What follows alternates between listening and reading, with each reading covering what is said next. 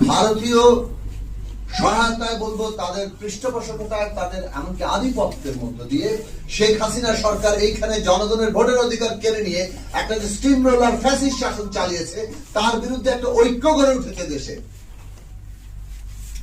এবং সেই ঐক্য দেশে একটা গণতান্ত্রিক রাষ্ট্র নির্মাণের কাজ করবে, যেখানে বিচার, সংস্কার, নির্বাচন তার গুরুত্বপূর্ণ অংশ। সেখানে নির্বাচন ভারতীয় এজেন্ডা, এই কথা বলে দিয়ে জনগণের ঐক্যে ফাটল ধরানো ভারতের পারপাসকে সার্ভ করবে। ভারতের আধিপত্য কিংবা তার যে সহযোগী আওয়ামী লীগ ফ্যাসিস্ট যে নেতৃত্ব, যারা স্টিম রোলার চালিয়েছে, তাদেরকে পুনর্বাসন করার ক্ষেত্রে সহায়তা করবে। আমরা পরিষ্কার করে বলি, আমাদের রাজনৈতিক প্রচারণা যেন এই সীমিত স্বার্থ, সংকীর্ণ স্বার্থ অথবা এই মায়োপিক ক্ষীণ দৃষ্টির মধ্যে আটকে না যায়। একটু দূর থেকে দেখেন